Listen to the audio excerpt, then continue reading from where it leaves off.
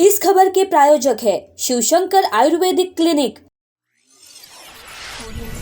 जब भी गरीबों की थाली में पुलाव आया, सभी ने यही समझा कि चुनाव आया। लोकतंत्र का महापर्व नजदीक है। ऐसे में ईवीएम को लेकर प्रतिक्रियाएं सामने आ रही है। हम हैं तैयार वर्सेस ईवीएम की इस कार्यक्रम में आपका स्वागत है। हमारे साथ स्टूडियो में मौजूद है वरिष्ठ पत्रकार डॉक्टर शकील अहमद जहांगीर सर, पहला सवाल मेरा आपसे यही होगा कि कुछ दिनों में लोकसभा चुनाव होंगे। विश्व के जो विकसित देश है उनमें जो चुनाव होता है बैलेट पेपर पर किया जाता है। ईवीएम का ज़्यादा से ज़्यादा उपयोग विकसित देशों में नहीं किया जा रहा है। ऐसे में भारत में इस्तेमाल होने वाली ईवीएम पर, मशीन पर आपका क्या ख्याल है?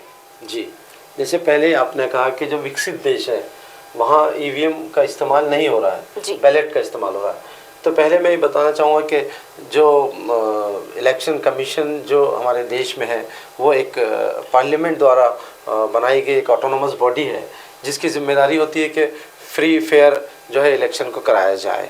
और फ्री फेयर इलेक्शन करवाने का मतलब ये है कि पारदर्शिता होनी चाहिए, पारदर्शिता होनी चाहिए, जिसमें लोगों को, जैसे आपने कहा कि एक बड़ा पर्व है लोकतंत्र का, इसमें लोग जो है अपने वोट को देकर, अपने मत को देकर जो है एक खुशी मनाते हैं, बड़ी खुशी मनाते हैं। तो कहीं अगर लोगों के मन में ये शंका पैदा हो रही है कि उनकी खुशी जो है वो किसी तरह से उन्हें ये महसूस हो रहा है वोट डालने के बाद वो खुशी नहीं महसूस हो रही है, तो ये इलेक्शन कमीशन की जिम्मेदारी होती है कि उन जो बातें हैं, उनकी जो ऑब्जेक्शंस है उसको समझें।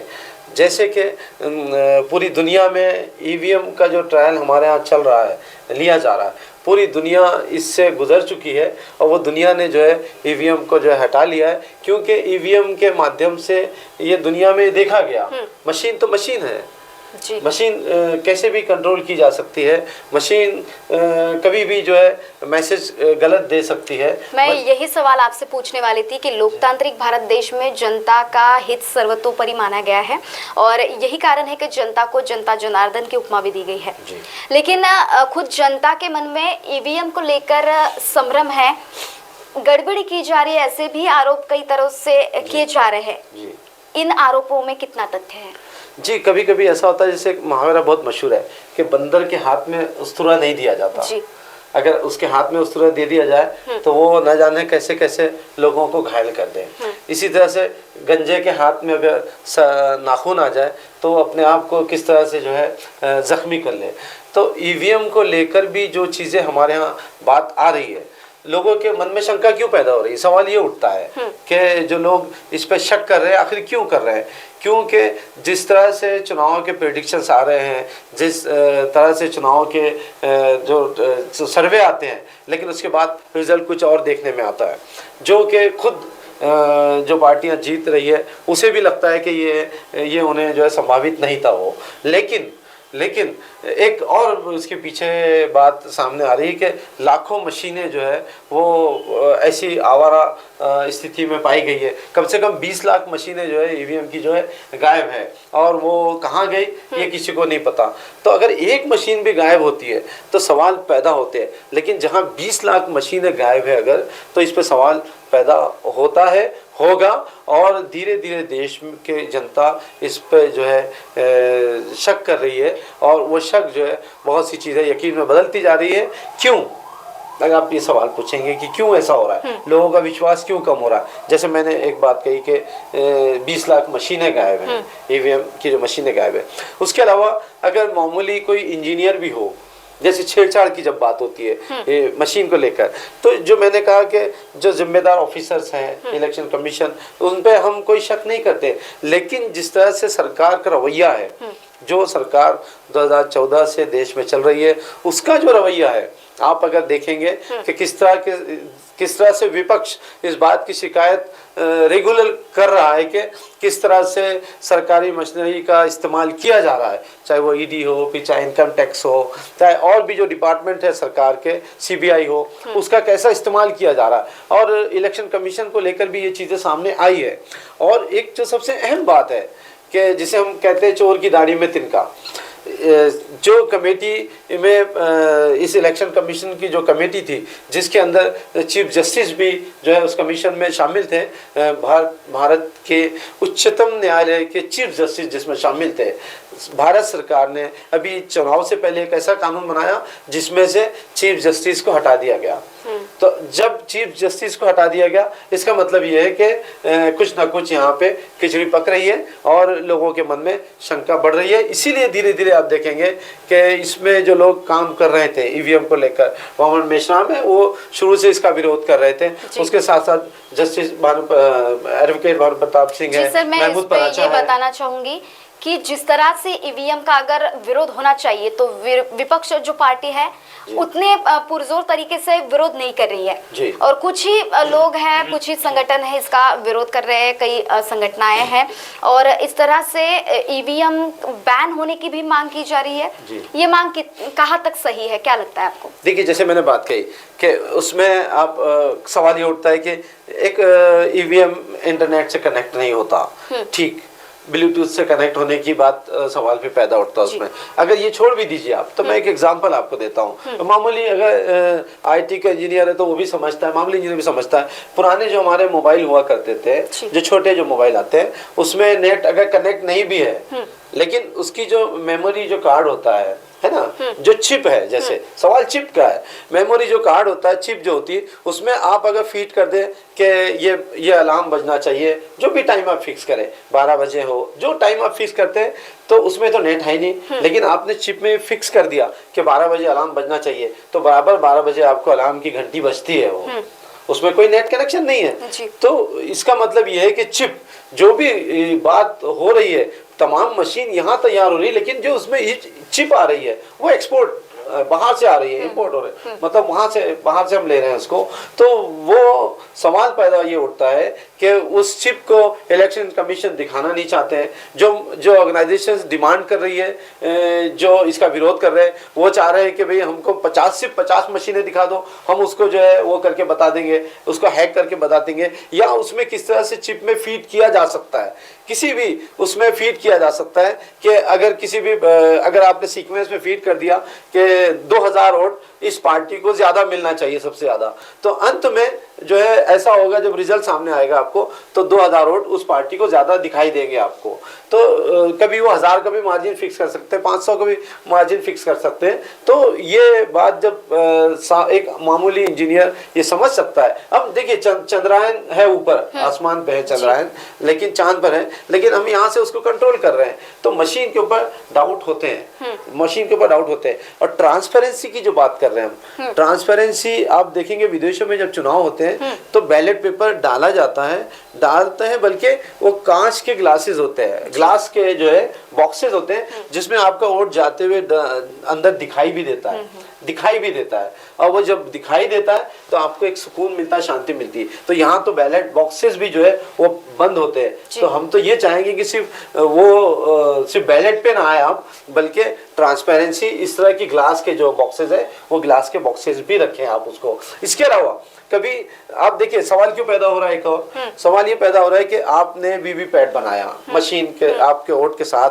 आप बोलते हैं कि हम बस इतने ही वीवीपैट चेक करेंगे, तो ठीक है। अगर आपको लगता है कि बैलेट पे नहीं होना, मशीन समय नहीं है आपके पास, अभी भी मशीन बनाने के ऑर्डर्स दे रहे हैं, तो आप पूरे वोट के साथ वीवीपैट भी निकलने दीजिए और वीवीपैट को भी बैलेट बॉक्स में डालिए और वीवीपैट से काउंटिंग कीजिए। उसके ऊपर भी जो है इलेक्शन कमीशन तैयार नहीं है। अगर ऐसा कुछ होता है तो इस पर जिम्मेदारी किसकी होती है? सरकार की होती है, इलेक्शन कमीशन की होती है, या फिर लोगों से परे इस पर सुप्रीम कोर्ट को वगैरह संज्ञान लेना पड़ेगा? क्या करना पड़ेगा? देखिए ऑलरेडी हमारे यहाँ रिस्पॉन्सिबिलिटी, जैसे आपने कहा कि 3 ऑर्गन है गवर्नमेंट के, एक तो लेजिस्लेटिव है ना, जो सरकार है उसकी जिम्मेदारी है, दूसरा जो एग्जीक्यूटिव अथॉरिटी, जो इम्प्लीमेंटिंग अथॉरिटी है, इलेक्शन कमीशन है वो है, और फिर उसके सर्वोपरि जो है फिर जुडिशियरी है। 3 ऑर्गन काम करते हैं, चेक एंड बैलेंस सिस्टम है। अगर ये कोई गलती कर रहा है, कानून कोई ऐसा बनाया जा रहा है जो असंवैधानिक है, तो उसको अनकॉन्स्टिट्यूशनल, असंवैधानिक डिक्लेयर करना ये सुप्रीम कोर्ट की जिम्मेदारी है, वो डिक्लेयर करते हैं। जो इम्प्लीमेंट अथॉरिटी है, जो एग्जीक्यूटिव है, उनका काम है कि बिल्कुल पारदर्शिता के साथ जो है इसे इम्प्लीमेंट किया जाए। जो भी जो रूल्स एंड रेगुलेशंस होते हैं उसमें पारदर्शिता रखी जाए और किसी भी सरकार के दबाव में ना हो। बिल्कुल जो है इंडिपेंडेंट बॉडी, ऑटोनॉमस बॉडी है इलेक्शन कमीशन, लेकिन कहीं ना कहीं से जब आप देखते हैं कि गवर्नमेंट जो है वो गवर्नमेंट के दबाव में तमाम मशीनरी सरकारी दिखाई देती है, और जो चीज़ें सामने आई है, चाहे सरकार ने कानून बनाया हो, चाहे इलेक्शन कमीशन का रवैया हो, तो उसमें ये बात सामने आ रही है कि वो इस इलेक्शन को, आने वाले इलेक्शन को किसी भी तरह से हाईजैक करना चाहते हैं।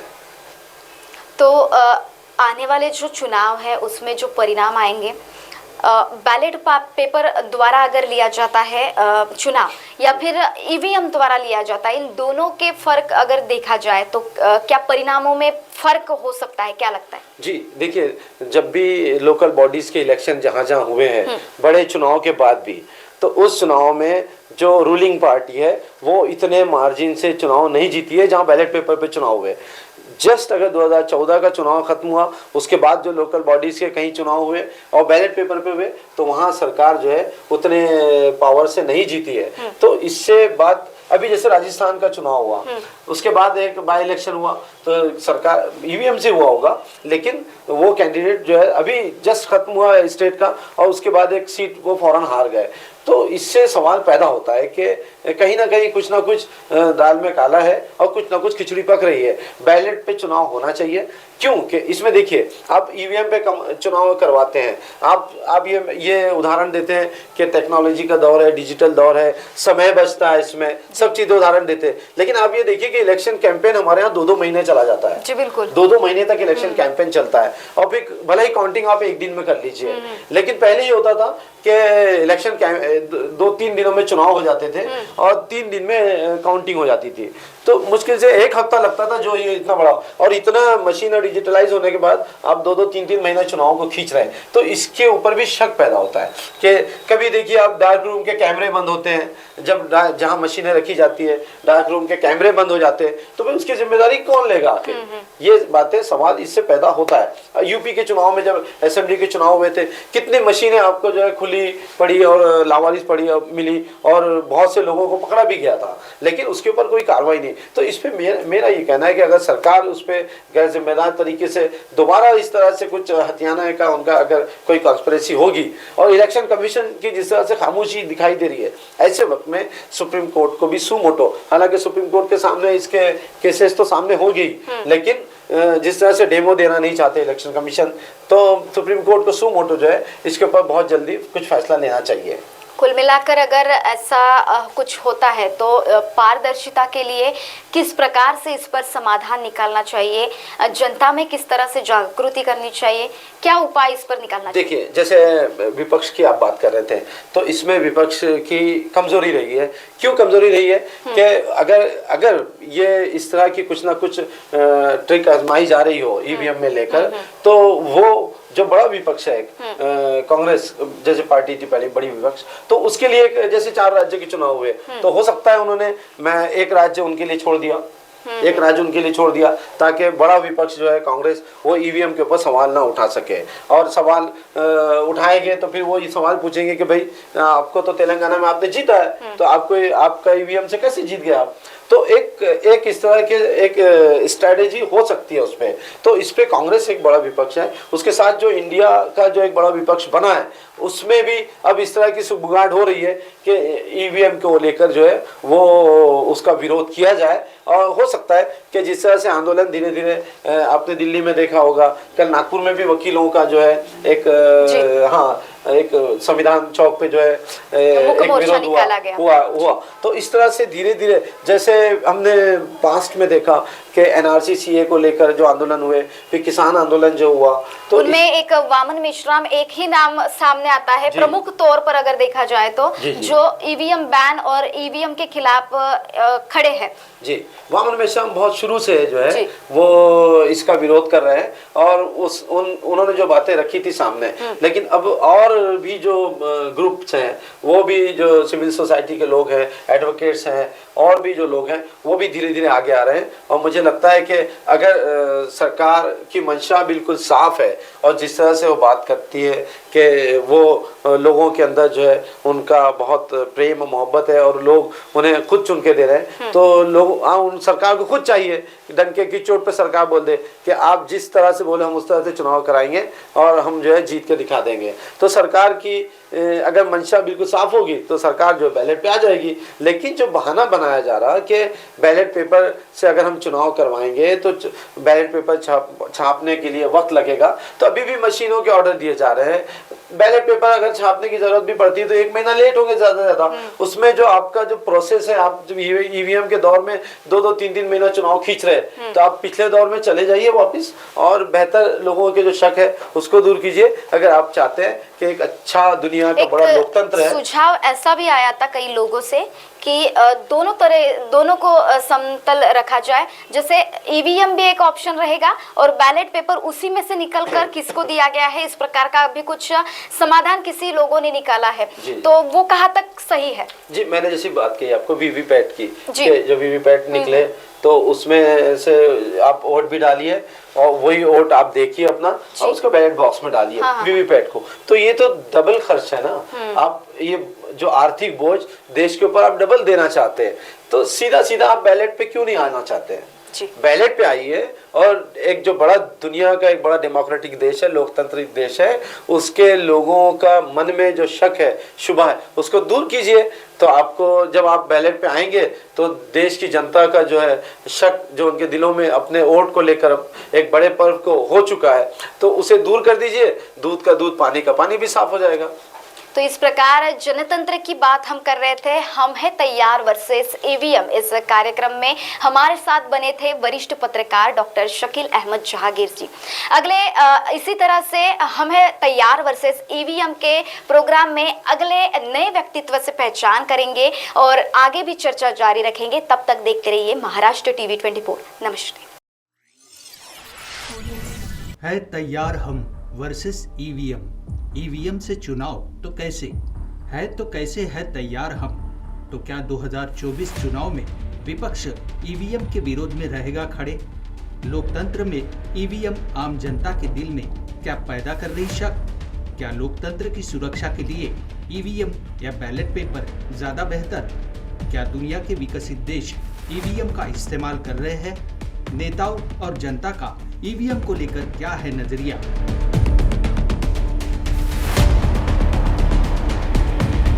देखिए पारस बैसवारे के साथ सिर्फ महाराष्ट्र टीवी 24 पर है हम तैयार वर्सेस ईवीएम।